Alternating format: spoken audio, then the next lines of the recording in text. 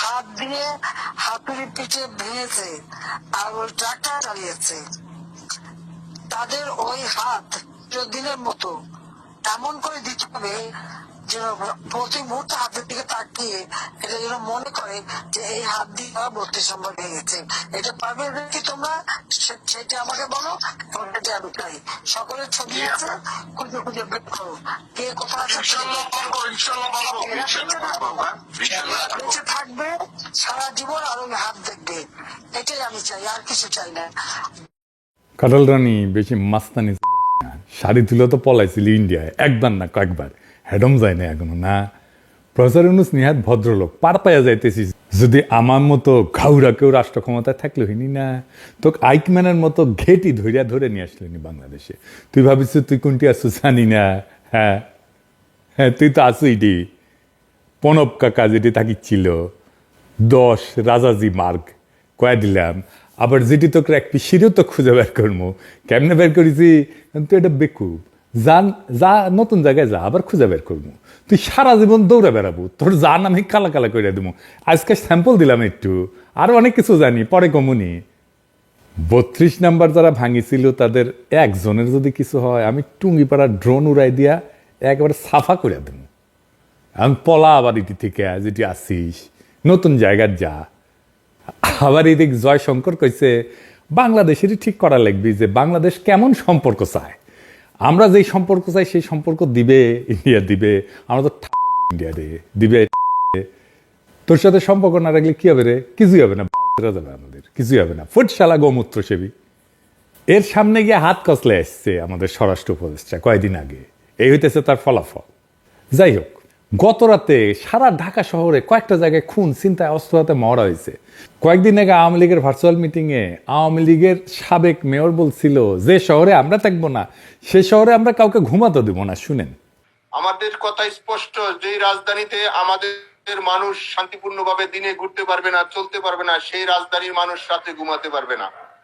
আমরা সেইভাবে আমাদের তৈরি করে নিছি। আমাদের ডিসিশন, আমাদের মূল ব্যক্তি, আমাদের নেত্রী যেভাবে এখানে সাজেশন করবে, আমরা পরামর্শ কর্মে আমাদের যেখানে যার সাথে আলোচনা দরকার সেইটা করব। তারা এখন সেই কাজই করিচ্ছে। আওয়ামী দুর্বৃত্তরা মাঠে, আর এই সময় আর্মি পূর্ণ ম্যাজিস্ট্রেসি ক্ষমতা নিয়ে 8 টু সিভিল পাওয়ার অ্যাক্টে মাঠে মোতায়েন আছে। ইনফ্যাক্ট একটা জরুরি অবস্থায় যেই রকম ফোর্স ডিপ্লয় করা দরকার তাই করা হইতেছে। তাও কেন এরকম ভয়াবহ ঘটনা ঘটতেছে? আবার এদিকে নির্বাচিত সরকারের জন্য ইন্ডিয়ান সেনাপ্রধান আর বাংলাদেশের সেনাপ্রধান দুইজনে অপেক্ষা করতেছে। দেখি যাও মিল কত দুইজনের, দুই ভাইয়ের। তো স্লোগান দে দুইজন মিলিয়া, জয় বাংলা জয় হিন্দ, অন্তর্বর্তী ছাইয়া নির্বাচিত পিণ্ড। অনেকে কইতেছে ব্রিগেডিয়ার সাখাওয়াতকে স্বরাষ্ট্র উপদেষ্টা করা লাগবে। আজ আমি এটা না বুঝে দেখি। ব্রিগেডিয়ার সাখাওয়াত নাকি আর্মি থেকে চাকরিচ্যুত হয়েছিল গম চুরির কেসে। গম, তবে তার সবচেয়ে বড় কন্ট্রিবিউশন হইতেছে 111-এর ইলেকশন কমিশনার হিসেবে নির্বাচনী আসনের পুনর্বিন্যাস করা। সে এমনভাবে সীমানা নির্ধারণ করেছিল যেন আওয়ামী লীগ অ্যাবসলিউট মেজরিটি পায়। ধরেন বুঝায় কই, ধরেন কোন আসনে 45% ভোট আওয়ামী লীগ পায় আর 55% ভোট বিএনপি পায়। তো এই আসনে নিশ্চয়ই এমন কিছু আসন আছে যেখানে বিএনপি ম্যাক্সিমাম ভোট পায়, মেজরিটি ভোট পায়। আবার এই আসনে কিন্তু কিছু সিট থাকবে যেখানে আওয়ামী লীগ মেজরিটি ভোট পায়। তাই হয়, এরকমই হয়। তো এই সাক্ষাৎ করেছিল কি যে এই আসনের বিএনপি মেজরিটি কেন্দ্রগুলোকে আর এক আসনের সাথে জুড়ে দিছে, যে আসনে হয় অনেক ব্যবধানে বিএনপি জিতিছে অথবা আওয়ামী লীগ জিতে অনেক ব্যবধানে, যেন এই কেন্দ্রগুলোর বিএনপি ভোটের উপর কেমন কোনো ইম্প্যাক্ট না থাকে। তার উপদেষ্টা পরিষদে ঢুকেছে আর্মি, এখন সে নৌ মন্ত্রণালয়ের দায়িত্ব। আর এই সময় 250 লাইটার ভেসেল সমুদ্রে পণ্য নিয়ে ঘুরতেছে যেন বাজারে সংকট তৈরি হয়। সে কিছুই করে নাই, এক কান দিয়ে ঢুকে আর এক কান দিয়ে বের করে দিছে। এই হইতেছে তার ক্ষমতা। এরা স্বরাষ্ট্র উপদেষ্টা বানাইতে চান। মিনিস্ট্রি অফ হোম অ্যাফেয়ার্স কি মিলিটারি ইস্যু নাকি? পাবলিক অর্ডার কি মিলিটারি ইস্যু? এখানে দরকার সিভিল ব্যাকগ্রাউন্ডের লোক বা পুলিশ ব্যাকগ্রাউন্ডের লোক। জাহাঙ্গীর আর্মির কোটায় বিএনপির পছন্দের উপদেষ্টা। কে কারে কিভাবে কখন উপদেষ্টা বানাইছে তার হিসাব করলে আমার কাছে আছে। হোম মিনিস্ট্রি সিভিলিয়ান সামলাবে, আর্মি কোটায় সব কয়টা উপদেষ্টারা কেদাইতে হবে। জাহাঙ্গীর সাখাওয়াত দুটাই। আবার দেখলাম বিএনপির কেউ কেউ কইতেছে খোদা বক্সের কথা, উনি নাকি অপদার্থ আইজিপি ছিলেন। আসেন এটা না বুঝে দেখি। খোদাবক সাহেব আইজিপি ছিলেন 3 মাসেরও কম সময়। 111 হইল 1 নভেম্বর, তাই না? উনি 2006 সালের 2রা নভেম্বর থেকে 2007 সালের 29শে জানুয়ারি পর্যন্ত আইজিপি ছিলেন। আপনারা জানেন 111-এর প্রথম মাসগুলোতে পুলিশ দারুণ দারুণ কাজ করেছিল, তাই না? ওই সময় খোদাবক্স পুলিশের আইজিপি, তার ভালো কাজ কন্টিনিউ করতে দেওয়া হয় নাই। পুলিশে যা ভালো কাজ করতেছে এখন তার কৃতিত্ব এই খোদাবক্সেরই। ওরা এখন সরানো লাগবে, কারণ অনেকের পাকা ধানে মই দিয়ে দিচ্ছে। এই জেনারেল জাহাঙ্গীর হইতেছে এটা পথের বাধা, যে কাজগুলোর গতি থামায় দেয়। আচ্ছা, স্বরাষ্ট্রের কথা বাদই দেন, ওই জাহাঙ্গীর তো আর একটা মন্ত্রণালয় সামলায়, কৃষি মন্ত্রণালয়। ওইখানে ভয়াবহ অবস্থা, এক সচিব রাখিছে হাসিনার লেসপেন্সার। দেখেন ওরে নিয়ে বিক্ষোভ হয়, দেখেছেন?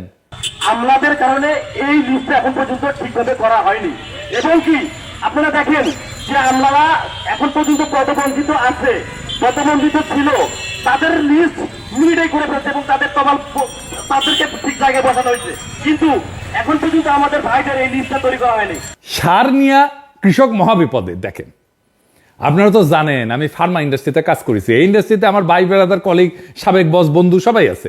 তো আমার এক বন্ধু, সে আবার ব্যবসাও করে, এই ফার্মাসিউটিক্যালে সারের ব্যবসাও করে। আমারে কইল, দাদা ভয়াবহ সময় আসতেছে, সার নিয়ে বেড়াছাড়া অবস্থা করে দিচ্ছে। আমি বললাম, শুনমনি আপনার কথা টাইম কইরা। কিন্তু দেখেন জাহাঙ্গীর সাহেব যে শুধু স্বরাষ্ট্রতে বেড়াছাড়া করেছে তা না, কৃষি তো বেড়াছাড়া করে রাখিছে। তো বেড়াছাড়া কেন করিচ্ছে জানেন? কারণ ওর পায়খানা কষা। দেখেছেন মুখের কি অবস্থা? কুতিচ্ছেন কেন ভাইজান? সবার সামনে ভাবে কোদ দিলে তো মুশকিল। যারা অপদার্থ জাহাঙ্গীরের ছাইরা খোদাবক্স আর ছাত্রদের পিছে লাগে, তাদের জিগান খোদাবক্স আর ছাত্ররা যদি স্বরাষ্ট্র মন্ত্রণালয় চালায়, তাহলে জাহাঙ্গীর আছে কেন? তুই তো এমনি চলে যাওয়া উচিত। আর কোন আক্কালে রিকমেন্ড করেছিল তারে বিএনপি? আর জাহাঙ্গীর সাহেব, আপনি যে হুশে নাই তার প্রমাণ রাত 3টায় সাংবাদিক সম্মেলন ডাকিছেন। আপনার বিন্দু মাত্র সেন্সিটিভিটি নাই। এত রাতে সাংবাদিকরা যাবে আপনার বাসায়? আপনি কি মহারাজা? যাই হোক, আপনি স্বরাষ্ট্র মন্ত্রী হিসেবে, স্বরাষ্ট্র উপদেষ্টা হিসেবে কি করবার পারলেননি সেটা কই শুনেন, মন দিয়া শুনেন। আপনি কোন জাহাঙ্গীর সাহেব, আপনি কয়টা থানায় ভিজিট করেছেন ফিজিক্যালি? উপদেষ্টা হওয়ার পরে কয়বার আপনার বাহিনীর লোকদের সাথে মাঠে গিয়ে দেখা করেছেন, তাদের সাথে ক্যান্টিনে খাইছেন, তাদের পরিবারের খোঁজ খবর নিছেন, তারা যেন উদ্বুদ্ধ হয় এমন কাজ করছেন? কথা বলছেন? বলেন নাই। যে বিশাল বাহিনীর নেতা, সেই বাহিনীর লোকরা যেন বুঝে আপনি তাদের পিতার স্নেহে নেতৃত্ব দিচ্ছেন, তাইলে ওরা আপনার জন্য হাসতে হাসতে জীবনটাও দিয়ে দিতে পারবে। আপনার কোনো পরিকল্পনা লাগবে না, কোনো প্রণোদনা দেওয়া লাগবে না। তারা নিজেরাই নিজের কাজটা সবচেয়ে ভালো করে করার চেষ্টা করবে, কারণ সে জানবে আপনি আন্তরিকভাবে আপনার বাহিনীকে নিয়ে গর্ব করতে চান। আপনার তো আপনার বাহিনীর লোকের সামনে যে বলতে হবে যে ভাই, তোমারা নিয়ে আমি গর্ব করি। দেখেন ও কেমন কাজ করে। তাইলে গভীর রাতে প্রেস কনফারেন্স ডেকে আলগা সিরিয়াসনেস না দেখায়, রাতেই যদি টহল দল নিয়ে ঢাকার এলাকায় যাইতেন, কালকেই সে পরিস্থিতি পাল্টে যেত। আমি নিজে যদি ষষ্ঠ উপদেষ্টা হইলামিনি, তাইলে গাড়ি ভর্তি করিয়া ওই দিনই খাবার পানীয় নিয়ে প্রত্যেকটা টহল দলের সাথে দেখা করতাম, তাদের উৎসাহ দিতাম, সারা ঢাকার রাস্তায় চষে বেড়াতাম, নাগরিকদের সাহস দিতাম। সকালে ফজরের নামাজের সময় একটা মসজিদের সামনে দাঁড়ায় থাকতাম, মুসল্লিরা আসতো, তাদের সালাম দিয়া কুশলাদি জিজ্ঞেস করতাম। যতদিন আইন শৃঙ্খলা ঠিক না হয় ততদিন এই কাজ করতাম। প্রত্যেকটা নাগরিক নিরাপদ বোধ না করলে আমি ঘুমাইতে যাইতাম না। মাঠ থেকে নেতৃত্ব দিতে হয়, কমান্ড করে নেতৃত্ব হয় না। ওটা লিডারশিপ না, ওটা অন্য কিছু। ওটাই শিখেন নাই। কি কমান্ড করেছেন আর্মিত বুঝা পাই না। তবে যা যা খবর আসতেছে তার অনেকটাই কিন্তু অতিরঞ্জিত। এইগুলো আওয়ামী লীগ ছড়াইতেছে বিশেষ উদ্দেশ্য নিয়ে, এটা বুঝাইতে যে দেশের অবস্থা ভয়াবহ। এ দেখেছেন গত 36 ঘন্টায় 74 ধর্ষণ, এদের লিড করেছিল জনকণ্ঠ। খবরটা ভুয়া, কিন্তু প্রশ্ন হইতেছে যে পত্রিকা আওয়ামী আমলে আওয়ামী মুখপাত্র হিসেবে দিন কাটাইলো, এখন মিথ্যা নিউজ ছাপায় পার পাওয়া যায় কিভাবে? প্রেস কাউন্সিলে কেন মামলা করেন নাই শফিক? জাত ভাই জন্য কনসেশন দিচ্ছেন নাকি? আমরা তো প্রথম আলো অফিসের সামনে জিয়াপত দিতে গেলে পুলিশ দিয়ে পিটাইছিলেন। এখন মিছা নিউজ ছাপানোর জন্য শুধু বিবৃতি। স্বরাষ্ট্র উপদেষ্টা বাসা থেকে ফেরার পথে নাকি সাংবাদিক ছিনতাইয়ের শিকার হয়েছে, এটাও পুরা মিথ্যা কথা। ধানমন্ডির শঙ্কর মসজিদে মাইকে ঘোষণা দেওয়া হইতেছে ডাকাত পড়ার, শুনেন।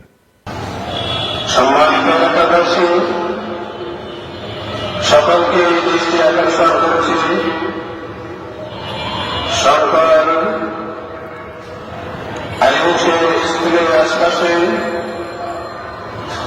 স্কুলের গলিতে